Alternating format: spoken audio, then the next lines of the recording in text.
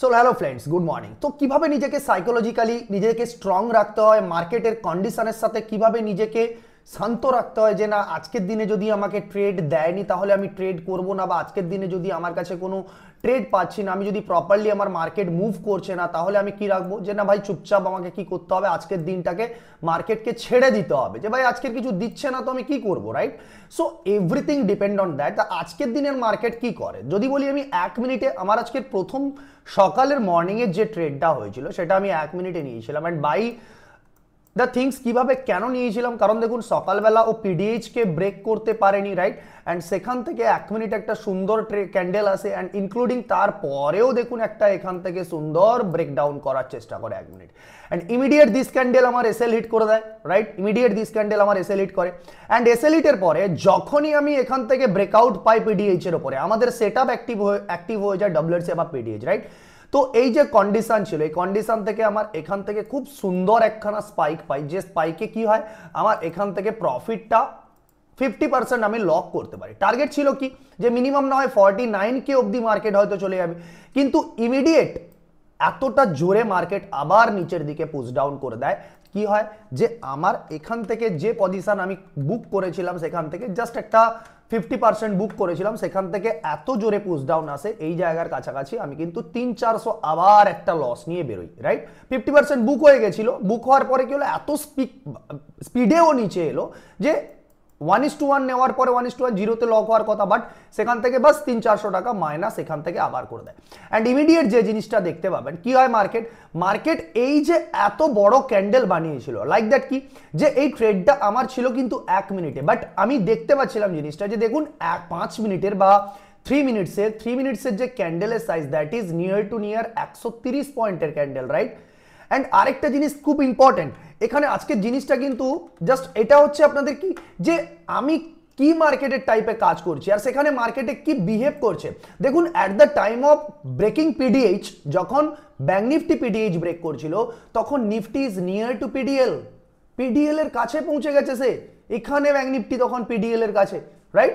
তো logically ডেল্টাকেও break করতে পারে না, এখান থেকে পিডিএল থেকে চলে আসে, তো ব্যাংক নিফটি যাচ্ছে পিডিএইচ এর ওপরে, নিফটি যাচ্ছে পিডিএল এর দিকে, রাইট? তো পুরো ব্যাপারটাই একটা যে অ্যাবনর্মালিটিস জিনিসের মধ্যে থাকে, রাইট? পুরো ব্যাপারটার মধ্যে একটা সিঙ্ক্রোনাইজেশন মিসিং গুলো চলে আসছে কেস। অ্যান্ড ইমিডিয়েট যদি আপনি দেখেন কল আর পুটের দিকে, তো দেখবেন এক্সপায়ারি নাকি ওই নেক্সট এক্সপায়ারি, আমি নেক্সট এক্সপায়ারিতে ট্রেড করেছিলাম, কারণ উইকলি এক্সপায়ারিতে আমি আজকের প্রিমিয়াম ডিকে নিয়ে ভীষণ ওয়াইড ছিলাম, রাইট? অ্যান্ড ইনক্লুডিং দেখেন যদি আজকের উইক্সটাও কিন্তু অনেকটাই ডাউন রয়েছে, রাইট? 4%-এর উপরে 3%-এর উপরে উইক্স ডাউন রয়েছে, রাইট? তো আর ইনক্লুডিং মার্কেট পিডিএইচ এর উপরে উইক্স ডাউন। তো এবারে চলে আসে কি বলুন তো এক্সপেকটেশন, রাইট?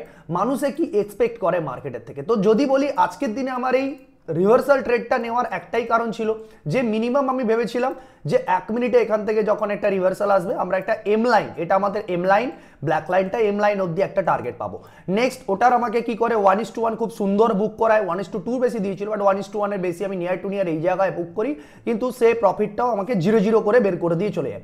অ্যান্ড নেক্সট আমি কি করি যে এখান থেকে আমি কিন্তু আবার একটি ট্রেড নিই, রাইট? অ্যান্ড তারপরে এই ট্রেডটা আমাকে এতটাই টাইম পাস করায়, এতটাই প্রাইম পাস করায়, নিয়ার টু নিয়ার 1 আওয়ার আমি ট্রেডের মধ্যে বসে থাকার পরে 9:51 নিয়ার বাই আমি ট্রেড নিয়েছিলাম। অ্যান্ড সেখান থেকে 10:27 নাগাদ এত সময় টাইম স্পেন্ড করার পরে মার্কেট যখন কল নড়ছে না, এখান থেকে আমি কিন্তু আমার near to near cost to cost একেবারে আমি আমার পজিশনকে এক্সিট করে দেই। তো এবার প্রবলেমটা কোথায় ক্রিয়েট হয়ে যায় বলুন তো। তো আজকের দিনে আমি কি তাহলে লসে আছি, তো আমি কি আমার মাইন্ডসেটের থেকে এটাকে আমি অ্যাকসেপ্ট করতে পারি, রাইট? এটাকে আমি অ্যাকসেপ্ট করতে পারি, ইয়েস অর নো? প্রবলেমটা এখানে আসে। নাম্বার অফ স্টুডেন্টসের একটাই কথা তৈরি হয়, স্যার লস হওয়ার পরে একদিন তো 10 দিন তো প্রফিট করে যাচ্ছি, কিন্তু একদিন লস করলাম সেদিন তারপরে গিয়ে আর সেই মাইন্ডসেটকে সামলাতে পারি না, আরে প্রফিট তো আমাকে করতেই হবে, বাট হোয়াই ম্যান? আপনি যখন এই যে একটা কথা বলি যে যখন আপনি লস করছেন তখন কত টাকা লস করছেন। দেখুন আজকের আমি কতগুলো ট্রেড করেছি, 3টে ট্রেড করেছি, বাট আমি যদি আমার লসের কথা বলার চেষ্টা করি তাহলে সেটা খুব ইজিলি দেখতে পাবেন যে মাত্র আমি 3,971 টাকা, 4,000 টাকার কাছাকাছি লস করেছি। অ্যান্ড কতগুলো ট্রেড করেছি আমি এখানে, আমার হেজ ট্রেড ছিল রাইট? কতগুলো ট্রেড করেছি আমি এখানে দেখুন, নানা করে এটা একটা হেজ, এটা একটা হেজ, আর একটি বললাম অপশন বাইং, এই যে ছোট্ট যেটা আমি বলেছিলাম যে ভাই চললে চলবে, এই যে লাস্ট ট্রেডটা, এটি হচ্ছে আমার লাস্ট ট্রেড যেটাতে আমি বাইং করেছিলাম অপশন বাইং, রাইট? চলছিল না বলে ছোট্ট সামান্য লসে আমি এক্সিট করে দিয়েছি পিডিএইচ এর উপরে, রাইট? অ্যান্ড উপরে গিয়েছিল পরে, বাট অনেক টাইম নিয়ে গিয়েছিল। বাট এভরি টাইম আপনাকে ট্রেডকে একটা টাইম দিতে হবে। ট্রেড চলছে না মানে তার সাথে ওই পাঙ্গাবাজি করা চলবে না, মাইন্ডসেটকে শান্ত রাখতে হবে, দিয়ে সেখান থেকে ভাই চলছে না ওকে ছেড়ে দিয়ে, আজকে দিতে চাইছে না মার্কেট, রাইট? নিজেরা প্রফিটেবল থাকি শুধুমাত্র এই কারণেই যে যেদিন মার্কেট ট্রেড দেয় না সেদিন আমরা ট্রেড করার প্রয়োজন মনে করি না, রাইট? বা ছোটোখাটো লস হলে সেটাকে অ্যাকসেপ্ট করতে পারি। দেখুন আমি যেদিন প্রফিট করি না সেদিন একটি ট্রেড নিলেই আমাকে 8-10 হাজার টাকা বের করে দেয়, রাইট? একটি ট্রেড। আজ কিন্তু আমি কোয়ান্টিটি কম করিনি, আমার কোয়ান্টিটি কিন্তু same as it is, but আমার এসএল এর পরিমাণটা বোঝার হচ্ছে সব থেকে বড় জায়গা। আমি স্টপ লস কত নিচ্ছি, আমি যদি বলি যখন আমি এখানে স্টপ লসটা নিলাম তখন আমি কত টাকা স্টপ লস নিয়েছি এই জায়গার কাছ থেকে, তো আমার হেজ ট্রেড 28 পয়েন্টের এসএল। তো নানা করে হলো যখন আপনি যখন 28 পয়েন্টের এসএল এইখান থেকে নানা করে হলো 15-20 পয়েন্টের যখন 8-10 লট আপনি এমনি বাই করবেন তখন আপনার নানা করলো 4-5 হাজার টাকা লস হয়ে যাবে, 4-5 হাজার টাকা লস হয়ে যাবে, বাট আমি লস করছি কত? মাত্র 1500 টাকা, রাইট? মাত্র 1500 টাকা। নেক্সট এটা কি হলো, এখান থেকে আমি কিন্তু টপ লেভেলের প্রফিট দেখি, নিয়ার টু নিয়ার ওই লসকে রিকভারি করে আমি 2K প্লাস এখানে প্রফিট দেখতে পাচ্ছিলাম। বাট কি হয়, যেখান থেকে মার্কেট এখানে আবার আমার 0-0 করে দিয়ে চলে যায়, রাইট? তো এখান থেকে কত লসে পৌঁছাই আমি? Near to near 2K loss, যেটা 1500 ছিল সেটাকে আমি 2K লসে গিয়ে আমার পৌঁছয়, রাইট? অ্যান্ড নেক্সট কন্ডিশনটা কি হয়েছিল, যে 2K লস থেকে যখন আমার এখান থেকে কি হয়, যে সেকেন্ড ট্রেডটা এখান থেকে যখন আমি নিয়েছিলাম এটা তখন আমাকে টাইম পাস করিয়ে এখান থেকে অ্যানোমালি দিয়ে এক্সিট করে দেয়, তো ওখানে আমি নিয়ার টু নিয়ার 1200 লস করে ফেলি, রাইট? অ্যান্ড মার্কেট চলছিল না বলে এখান থেকে একটি ট্রেড নেই, সেটাতে 600। তো ওভারঅল কন্ডিশন থেকে আমি কি দেখতে পাচ্ছি, যে আমি 4-5টা ট্রেড করেও মাত্র ছোট ছোট রিস্ক নিচ্ছি। এই কারণেই না, কারণ আরেকটা জিনিস সাইকোলজি কি বলবো, যে আজকের দিনে কিন্তু মান্থলি এক্সপায়ারি, রাইট? এক্সপায়ারি, তো এই এক্সপায়ারি থাকার কারণে আপনাদের এক্সপেকটেশন কিন্তু মার্কেটে অনেক বেশি থাকে, যেটা আমি কম রাখি। আমি ভাই ছোট নেই, চললে ভালো, না চললে ঠিক আছে, কারণ আজকের এক্সপায়ারি, আজকের লোকের এক্সপেকটেশন বেশি থাকবে, আর বিগ প্লেয়ার ওই এক্সপেকটেশনের সাথে ও ইমোশনের সাথে গেম খেলে বেড়াবে, সেটাই করছে, আলটিমেট সেটাই করছে। একটি ক্যান্ডেল বানিয়েছে তার মাঝখানে ঘুরে বেড়াচ্ছে, এই বলছে একবার উপরে যাব, এই বলছে নিচে যাব। তো আমি নিজের মাইন্ডসেটকে যখন ঠিক জায়গায় রাখতে পারবো, যখন কন্ডিশনসগুলোকে ম্যাচ করাতে পারবো, তখন আমার লসটাকেও আমি অ্যাকসেপ্ট করে ফেলতে পারবো সঠিক জায়গাতে, রাইট? তো প্রফিটেবল থাকতে হলে মার্কেটটা এরকম নয় যে গ্রোয়িং বুল আপনাকে কখনো এরকম জিনিসটা দেখবেন ভাই একেবারে মার্কেটে 100% প্রতিদিন প্রফিট, ভাই আমাদের কি লস হয় না নাকি? বাট কন্ট্রোল করাটা তো ইম্পর্টেন্ট পার্ট না। আমি কন্ট্রোল করব কিভাবে? আমি কন্ট্রোল যদি না করতে পারি, আরে ভাই আমি 5 দিন প্রফিট করেছি বলে একদিন লস হয়েছে বলে লাগিয়ে রাখো এটিএম মেশিনের মতন ফটাফট মেরে চলেছি, এদিকে নয় তো চলছে না, তো এদিকে চলছে না, তো এদিকে চলছে, এদিকে, রাইট? প্রবলেমটা কতটা বাজে জায়গায় গিয়ে পৌঁছয়, আন্ডারস্টুড? সো ওভারঅল আমাদেরকে ট্রেডার হওয়ার জায়গায় একটাই জিনিস ফিক্স রাখতে হবে, যে আমি একটা দিনে কত লস নেব, আমার ডে লস কত হওয়া দরকার, রাইট? আমার পুরো ওভারঅল। নেক্সট কি হচ্ছে, আমার ডে লস যদি হয় ভাই, যেরকম আমার প্ল্যান থাকে ভাই আমি 10K ম্যাক্সিমাম 10K ম্যাক্সিমাম আমি লস নেব, কারণ আমার ক্যাপিটালটাও ফান্ডটাও আমার অনেক বড়, যদি আমি ফান্ডের কথা বলি সেটার উপরে ডিপেন্ড করে, তো আমি আমার মিনিমাম 10K এর কাছাকাছি আমি লস নিয়ে নিতে পারি, রাইট?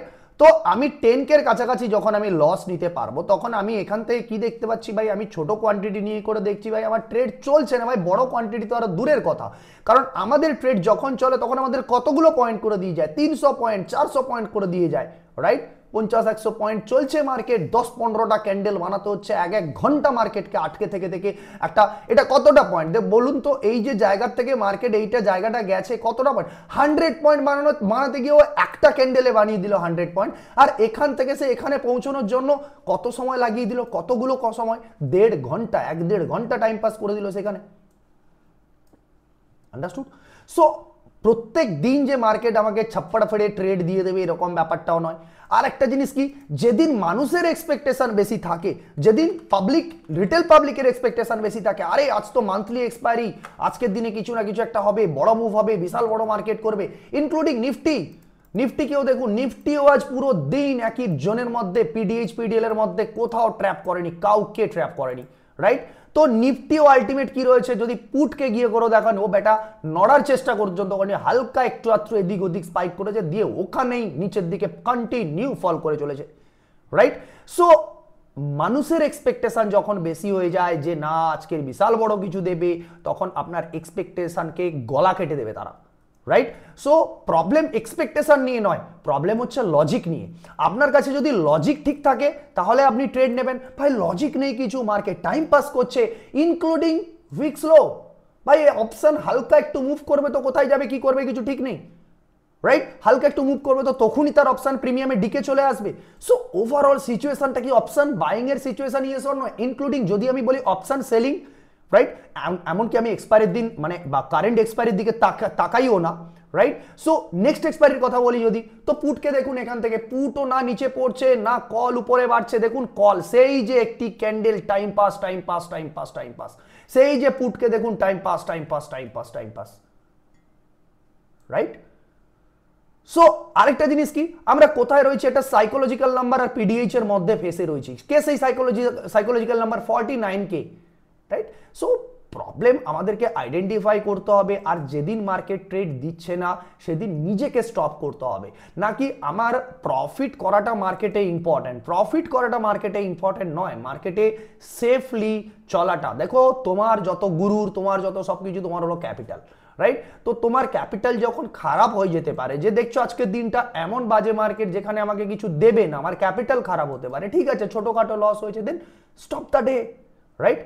ডেটাকে স্টপ করো, কিছু অন্য কিছু অ্যাক্টিভিটি করো, অন্য কোনো জিনিসের দিকে থাকো, রাইট? বাট লজিক্যালি আমি যদি বলি যে না আমি লেগেই থাকবো আমার আজকে প্রফিট করে বেরোতেই হবে, তো খুব প্রবলেমেটিক জায়গা ক্রিয়েট হবে, সবার ক্ষেত্রেই ক্রিয়েট হবে। হ্যাঁ যদি এবার কি হয় যে এই হাফে তো আমাকে কিছু দিচ্ছে না, তো সেকেন্ড হাফে যদি দেখি আমাকে কোনো স্ট্রাকচার ব্রেক মার্কেট এখানে কিছু দিচ্ছে, তো ঠিক আছে আমি তখন এখান থেকে সুন্দর ট্রেডটাকে আমি নিতে পারি, এই ট্রেডটাকে আমি নিতে পারি।